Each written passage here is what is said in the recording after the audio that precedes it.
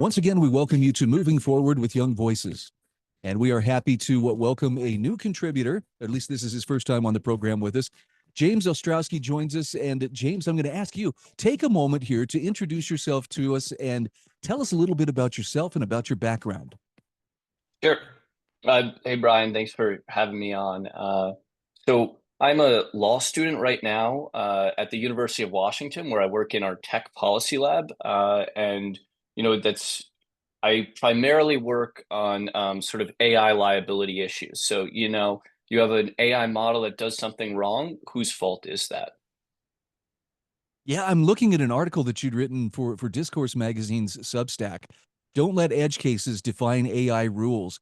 And I had not heard the story of Sewell Setzer III, who apparently his suicide was people were trying to link it to AI. Can you kind of tell us a little bit about that story and how this gets some people nervous that, hey, maybe Yeah. AI is going to need to be reined in, for our own safety?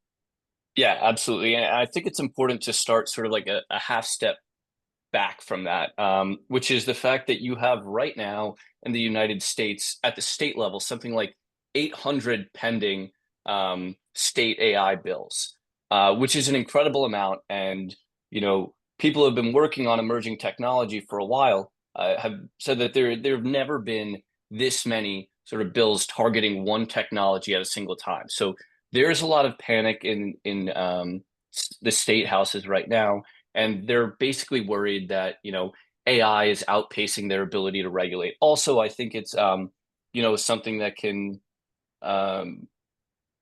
if you are pushing AI legislation, it shows your constituency that you're on top of the issues, right? The issues of the day, and you're staying on track with this technology that people don't really understand. In some cases, they're scared of it, right? That's all to say that these bills, by and large, have been sort of informed by shoddy reasoning, and in some cases, very strange edge cases. And that brings us to this one, which is a tragedy. You had a 14-year-old. So the case of Sewell Setzer, you had a 14-year-old in Florida who was neurodivergent, had depression, and mild Asperger's as well. And he was also talking to a chatbot. And around the time when he killed himself, or before he killed himself, he had been talking to the chatbot. Now, his mother says that because he was talking to this AI chatbot, he killed himself. But I think because of sort of his background and profile and stuff, there are some larger questions you can ask there. Like you have the suicide, and why don't we focus on maybe some of the more kind of like direct causes? For example, like why does a 14-year-old with Asperger's and depression have access to a handgun? And that's all I tried to do in this article is, point out some really common sense other areas where there's probably more proximate cause. So I'm curious, was he discussing suicide with this chatbot? Is that what kind of Yeah. sparked the fervor of legislative activity, not just where he lives, but apparently elsewhere? Sure. Yes. He had at one point said, you know, I'm considering killing myself, and then the chatbot said, "Don't do that." Right. Um, and so as a result, you have this kind of legislative flurry that we can get into. Now, what's kind of confusing to me about this is that these bills. So I've talked to a few legislators and their staff who have sponsored these bills, and they said, yes, our bills are informed by the suicide of Sewell Setzer. And what they do is they sort of affix a warning label to these chatbots, right? That says, hey, I'm not a human. Things that I say could be wrong or something like that. But in the case of Sewell specifically, he knew that these chatbots weren't real. His parents said he knew the chatbots weren't real. And if he ever forgot, there was a message displayed above all of Character AI, that's the company, Character AI's chats, that said, everything the character says is made up. So they already have these warning labels. So these bills would affix warning labels to tell people that the chatbot isn't real, but that was already present in this case. So it's really unclear, what these bills would actually do if they were passed to save Sewell, but they wouldn't have saved Sewell. I guess what are we kind of doing here? And I think it's sort of either they're trying to show these legislators are trying to show their constituencies that they're on top of AI issues and maybe hoping that they don't know more about specific cases of this tragedy, or they're reaching out to kind of capture AI and have some sort of legislative control over it. At the risk of sounding a little bit cynical here, it's been my observation for quite a few years that to politicians, whatever the agenda is that they have, that they're trying to forward, if a tragedy comes along, it's very tempting for them to hitch their wagon to that tragedy because it gives them emotional leverage they wouldn't have Sure. otherwise. And, if they can do it in that small window when people are really upset and, something needs to be done, you're right. Here, look at what I've drawn up here. But as you point out in your article, uh, really the broader anxiety here is AI may be developing quicker than legislators are able to cope with its advancement. Yeah, and I think that's right. And you know, like I get it, right? If you're a legislator and you know, you're trying to sell some kind of like, insurance legislation, right? You really want to go where the people are and talk about specific cases where someone didn't have coverage and the bill would fix that, right?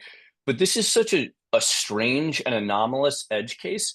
And you haven't seen anything else like this, despite the fact that there are, 100 million or more ChatGPT users and probably double or triple that for AI chatbot users. In the US or globally, you haven't seen anything beyond this where you have someone who clearly had you know some kind of like prior conditions and access to stuff that they shouldn't have had. But I think you will see more of this. So far this is the only case, and they're already legislating on it. But I think you're going to see more of it in that like as people start using these chatbots for everything, right? Like I use it to sometimes like sketch out a vacation, right? Or come up with a recipe and things like that. So the people are using them like write it, reply to an email or something. So people are using them for everything, right? So their fingerprints are going to be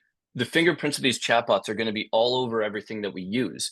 So um, like the fact that somebody had written a message to ChatGPT before they committed a crime or something, like people are going to start using that to regulate. And the analogy that I like to use is, you know, people use Apple's iMessage to commit crimes, right?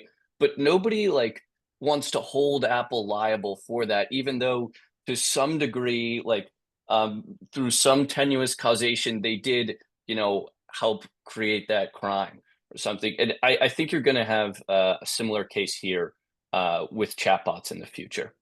James, just to put this into perspective, it's not just legislators, but even people who use AI in their business or people who are researching and trying to see where will it go next. Talk to me about how quickly AI is advancing. I mean, what was state of the art, 6 months ago, likely isn't today.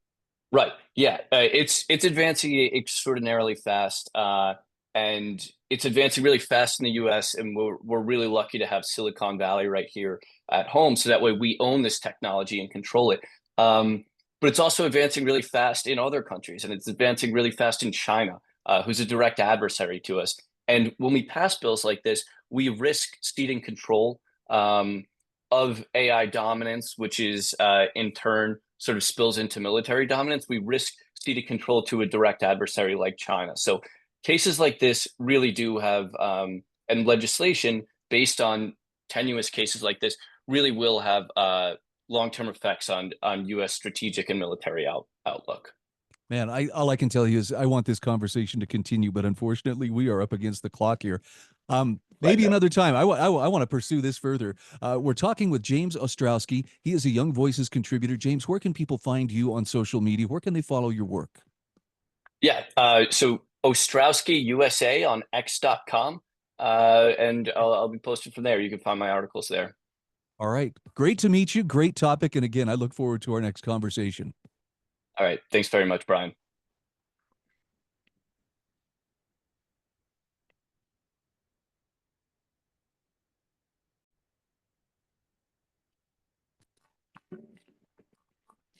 And just like that, we are back.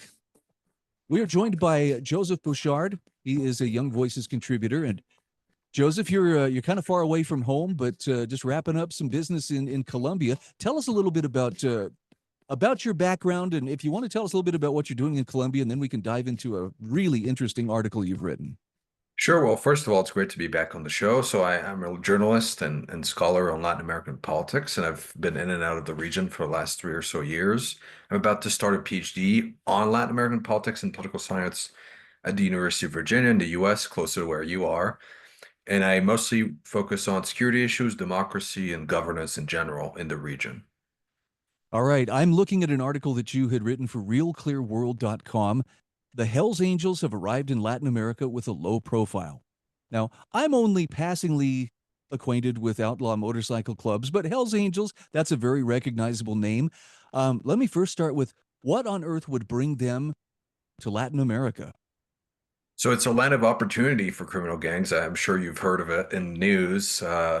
It's really since the COVID pandemic been a boom cycle for criminal enterprises in Latin America and the world in general. Usually, economic recessions and crises in general are sort of a breeding ground for criminal groups to enter.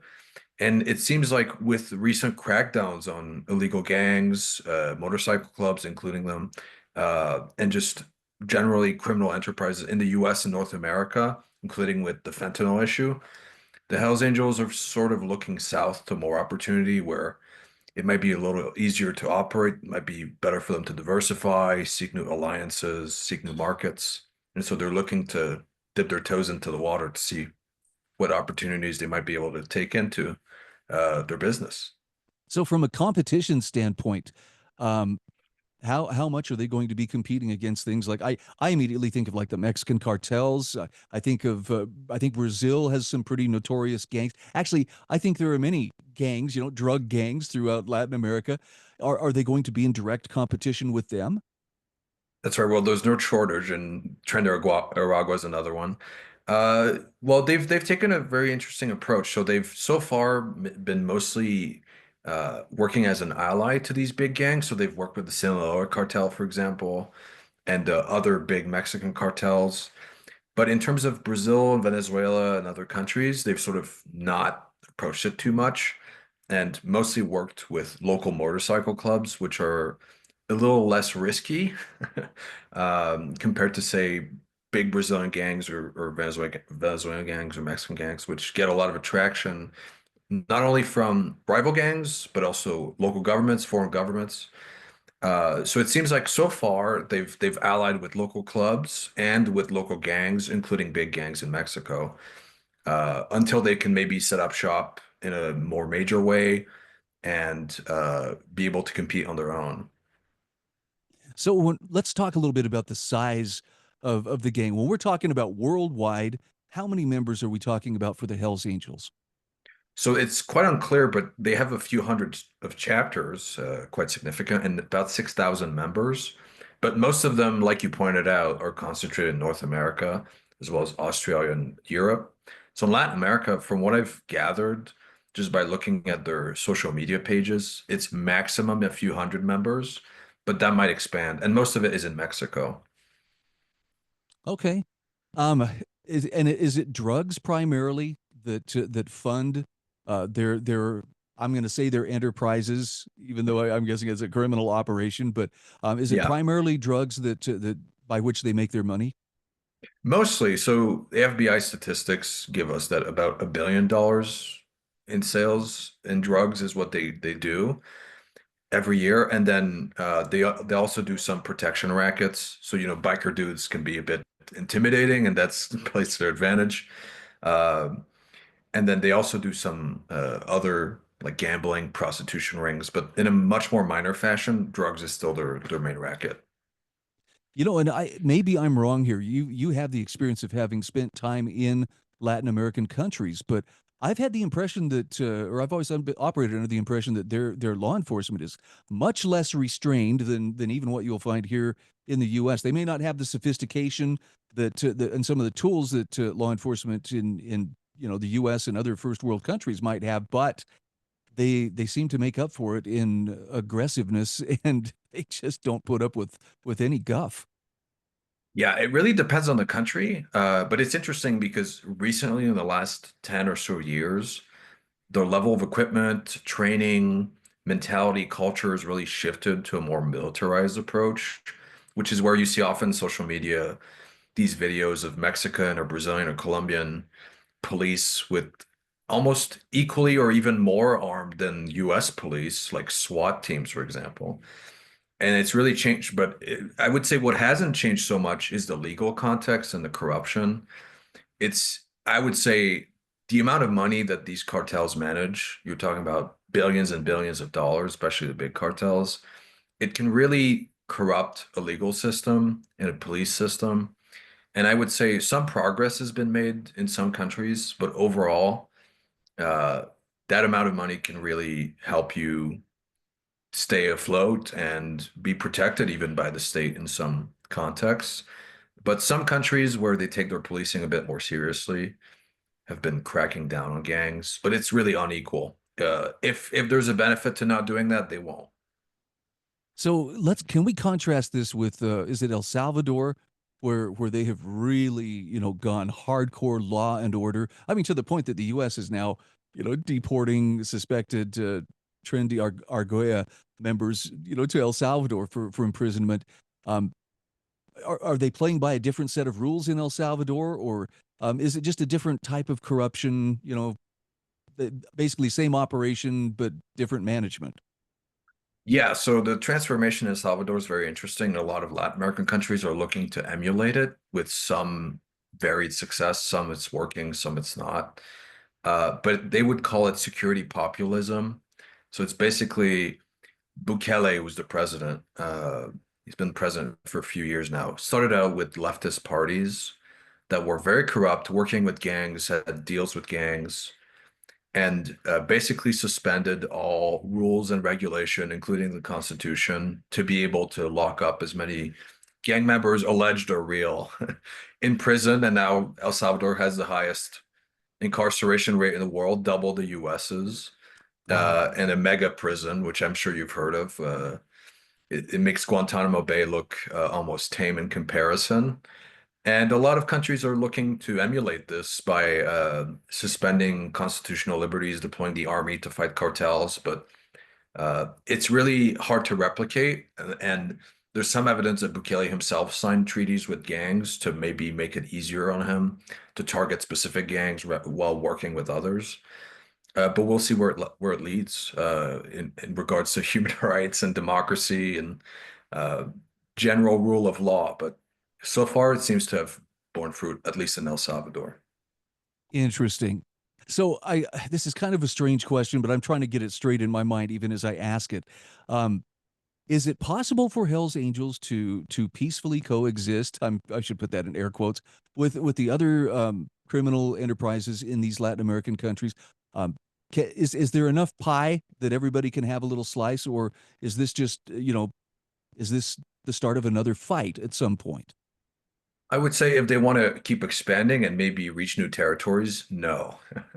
I would say they'll start stepping on some toes pretty soon if they want to compete with the big cartels, which they will have to eventually, because the big cartels have regional, if not global, ambitions, and it will be impossible for the Hells Angels to do the same without competing.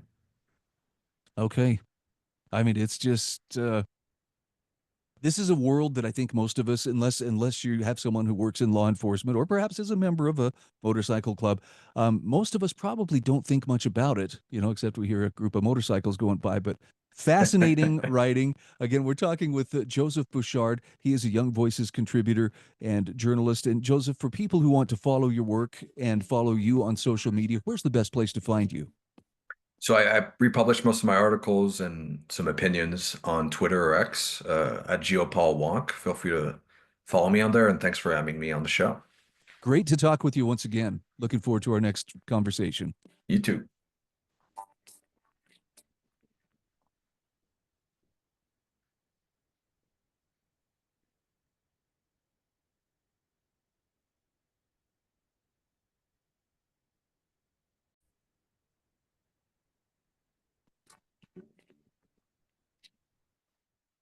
Welcome back. This is Moving Forward with Young Voices. Happy to welcome a new contributor joining us today. His name is Daniel.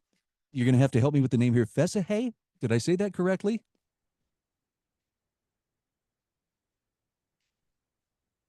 Yeah, you said it great. Wonderful to make your acquaintance. Now, for a lot of folks that are going to be meeting you for the very first time on this program, tell us just a little bit about yourself and about your background.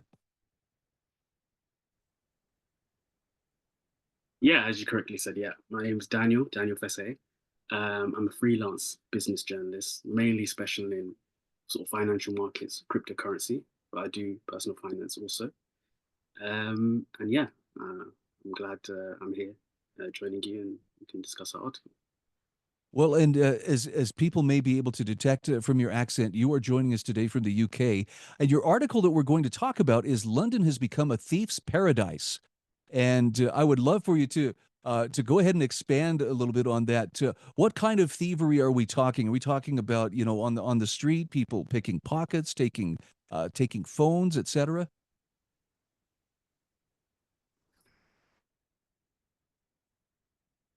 And it's sort of pit for theft, regardless. But what I discussed in the article specifically is the spike in terms of phone thefts, mobile phone thefts. Recently, there was a Metropolitan Police data that was released. So for your viewers that may not know, the Met Police sort of focus on London and Greater London, and it found that there was a 40% rise in terms of mobile theft. 1,137 mobile thefts were stolen in 2024. So that equates to 192 thefts a day, and actually one every 7 minutes. So I'll let the viewer ponder on that statistic for a moment. One phone in the capital will be stolen actually in the broadcast of this podcast. So just to put that in perspective, how sort of rampant sort of mobile theft is. And something you point out here in the article is, you know, losing a phone is not just like, you know, losing, you know, an inanimate object or, you know, a useful way to make a phone call. Our phones represent a lot more of, you know, our day-to-day life and even our identity than people realize. Our phone has everything. Tells, it's sort of our go-to when we want to check our statements. Obviously, our messages, various apps, whether it's WhatsApp, iMessage, whatever you use to communicate with other people. So it's your source of communications. Quite often our emails are on our phones. Obviously, we'll have those sort of applications downloaded. So it's really a point of call. And actually, increasingly, work is used to sort of authenticate maybe an email address for a sort of a work sort of program. So you just really need it to function, in 21st century life. So what is being done on the part of authorities to rein in these thefts? Yeah, so that's actually what I sort of argue in the article, that they're not really doing much in London. They're not doing enough, that is. They've done certain pilots in February. They did certain pilots of more sort of patrolling around sort of high sort of density areas in terms of crime, more the Westminster region. That's where tourists are. That's where all the sites are. Whether it's House of Parliament, you know, Elizabeth Tower, Big Ben. So that's where sort of people are located. Oxford Street, nice restaurants. Most of the thievery goes around there. But they're not doing as much as they should do. Actually, recently, the Met Police were actually told to be less aggressive with stop and search, because that's dipped. So in the last year, that's dipped by 20% in terms of stops and search. Although they're acknowledging that a lot of young people, and if we just sort of deviate here in terms of knife crime, which many of your viewers will probably know about London, that's quite rampant. Even with the acknowledgement that knife crime is sort of pervasive in London, there is that need or that sort of idea that we should sort of be less aggressive. The Met Police should be less aggressive when it comes to stop and search. So it just seems to be sending the wrong message, is what I argue in the piece, to criminals, because where is the deterrence? But yeah. So as far as the citizens out there on the streets of London, how are they having to change their behavior in response to the likelihood of someone coming by and stealing their phone? Is it just a matter? Is it like a crime of opportunity? Somebody runs by and snatches your phone out of your hand as you're talking with someone? Honestly, it really depends. I mean, there are some that actually it's almost like a criminal enterprise. There are sort of these gangs that operate, um, in conjunction with one another, and there's groups of them, and they do sort of target maybe individuals that they can see that maybe don't have their wits about them. Maybe they're quite close to a pavement. See, the tricky thing is with a lot of these mobile theft crimes is that a lot of them and pass and the sort of bystander that's not really paying attention, they sort of just take their phone out, and they just sort of hurry along. So that's sort of the problem that we have with this. They're quite strategic, they know what they're doing, they know the area well, they know where to go.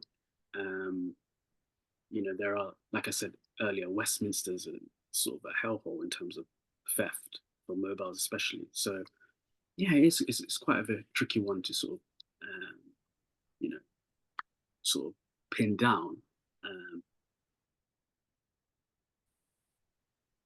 Just out of curiosity, um, how has the public changed its habits? Like if you have a phone and you're out in public, is it a good rule of thumb? Don't take your phone out.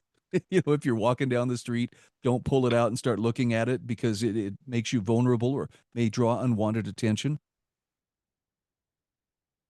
yeah, quite a few signs around the capital that actually say you are in an area of high sort of thievery when it comes to phones. So there are signs out there warning individuals. And actually, one piece sort of anecdote that I mentioned in the piece is I just remember a young female journalist telling me, who was not from London, and she came down for work, and she was telling me how she sort of had to adapt the way she sort of went about her life. So she knows sort of every time she's around, sort of in Westminster, um, that she sort of keeps her phone close to her chest, or she just doesn't take it out. And that's really the rule. Sort of the unwritten rule that people know is just to not take your phone out in these sort of areas.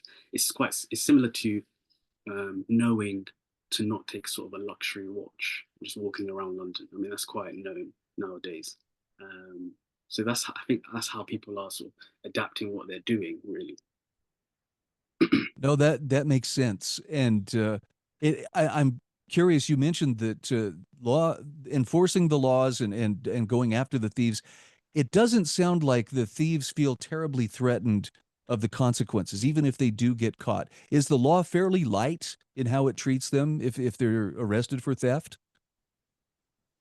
I mean, it's incredibly live, if you ask me. I mean, I mentioned it in the piece, but there's a famous case of a young man in his 20s, from Islington, who sort of went on a rampage and stole multiple phones.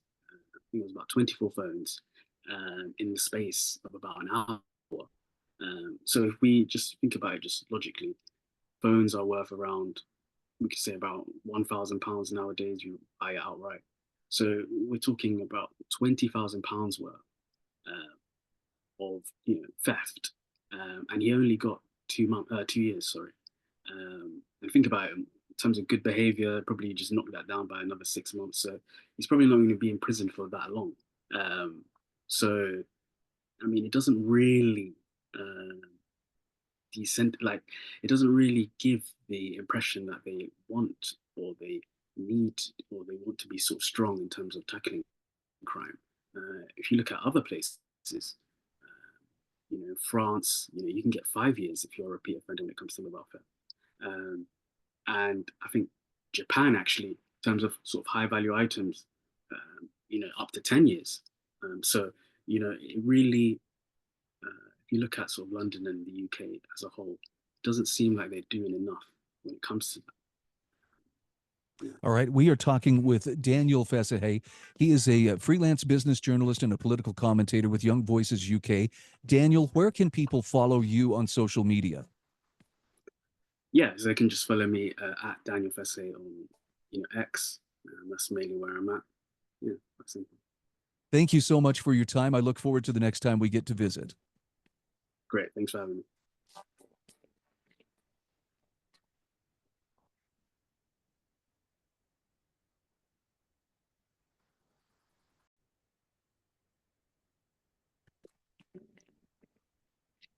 And we are back. This is our final segment today on Moving Forward with Young Voices. Very happy to welcome Izabela Patriota to the program. She has been a guest on here before. Izabela, so good to see you again. For those meeting you for the first time, tell us just a little bit about yourself. Hi, Brian. I'm so happy to be here. My name is Izabela. I am from Brazil originally, and I work for the Ladies of Liberty Alliance, an international network with the mission of spreading the ideas of liberty and free markets and individual liberty to women around the world. Wow, and you have brought some really compelling stories to this program in the course of that work. We're going to talk about another one of those today. Tell me about the woman that was sentenced to 14 years in prison in Brazil for writing something in lipstick on a statue. Yes, in January 2023, we had our own version of the Capitol invasion in Brasilia, the capital of Brazil. Brazil is heavily influenced by whatever happens in the USA, whether it's from the left or from the right. So we had our own version of January 6th in January 8th of 2023. And what happened then was that lots of people, we had way more people than we had in the American version. And some people really destroyed what is our White House in Brazil and the capital of Brazil and the Supreme Court of Brazil.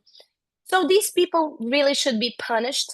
But other people were there pacifically. They were there protesting, and they couldn't really control what other people were doing, right?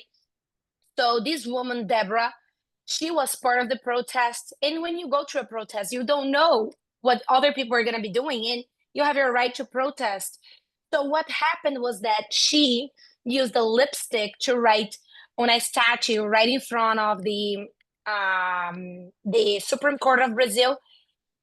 What is a bad translation, but it is the appropriate translation of "you lost, dude," because this was what another Supreme Court said to a protester in the past. So she was making reference to him. So it is a long story short here. She just said, "You lost, dude," meaning in that contest, they were protesting. So she used a tool that has been used for years, that is writing graffiti, as we say in the US. So she did that. And I have actually good news, because on Friday, the same judge, the justice that is taking care of her case, he determined her house arrest. So because she has 2 kids, and it's not yet done, her case. So after international attention over her case, she's now under arrest at home. So someone obviously took extreme offense to the words that she wrote on that statue. Talk to me about what she was charged with as a result of that. Yes, her case is not yet done. As I said, her process is still ongoing. So she was sentenced for 14 years because of that, because she was part of this protest that had all of this destruction in the capital of Brazil. But the problem was that she was not seen doing any of the violence and of the destruction. She was just part of it. So she's already incarcerated for 2 years. She has been for around 2 years incarcerated. So that she was already there would be counted as the 14 years, the total, because she would only stay for a total of 14 years. So because in Brazil, the legislation has many exceptions for others, they're not. So that's what her lawyers were claiming, because she didn't really destroy anything other than using a lipstick that with soap they removed.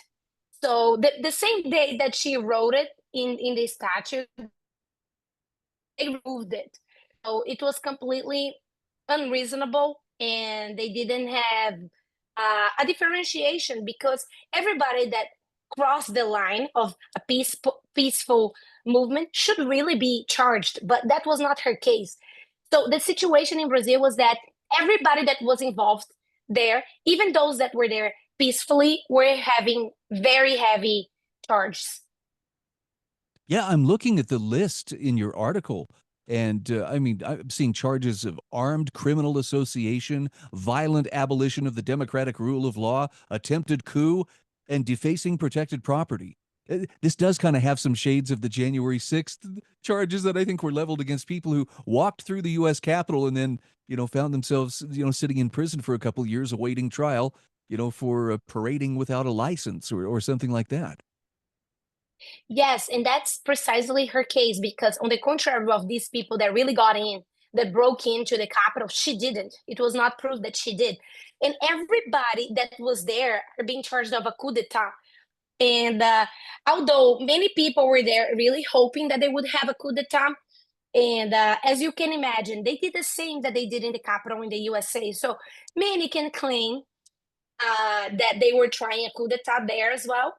But she didn't have a gun. She didn't have any other thing. She was not affiliated with any other group that was planning that event on January 8th of Brazil.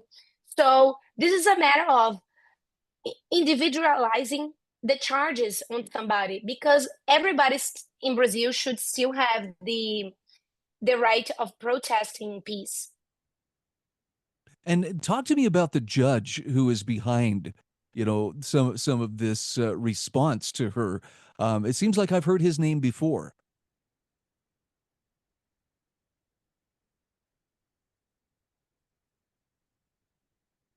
Uh-oh. Oh dear.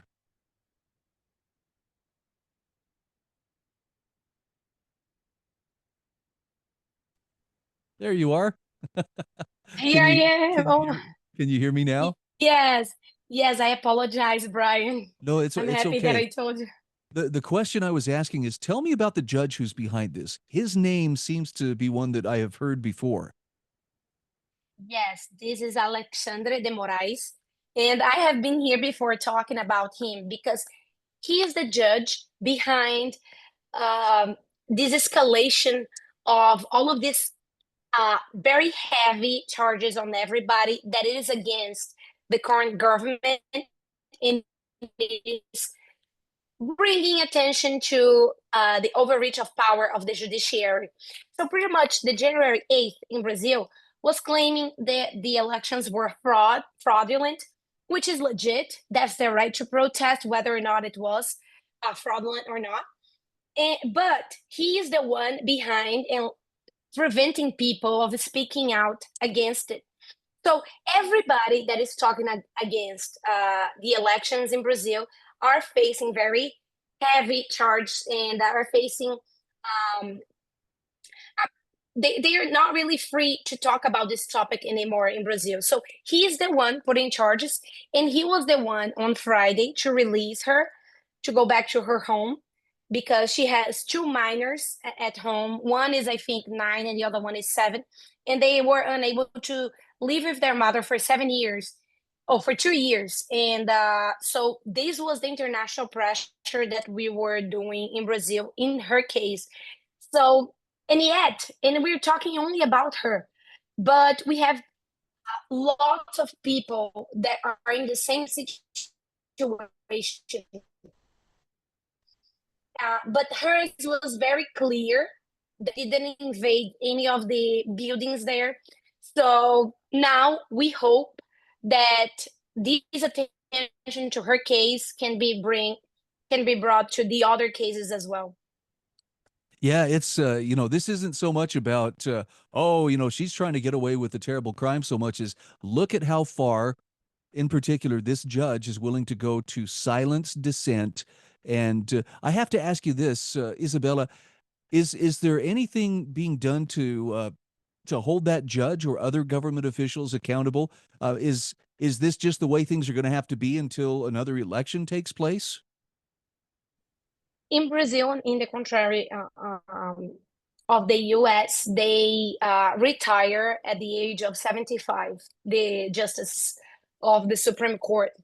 So I don't remember now how old he is.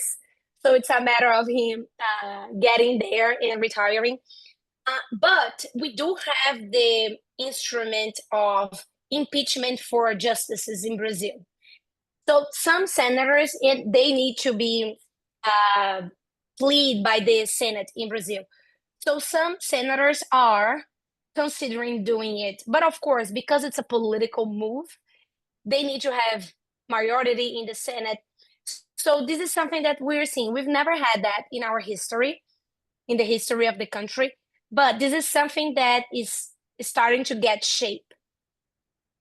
All right, we are visiting with Izabela Patriota. She is a Director of Development for Ladies of Liberty Alliance and also a Young Voices contributor. Izabela, always great to catch up with you. For people who wish to follow you online, how can they do so? Please just follow at Ladies of Liberty on Instagram, TikTok, and X. Thank you very much, Brian. Really like to be here. Thank you.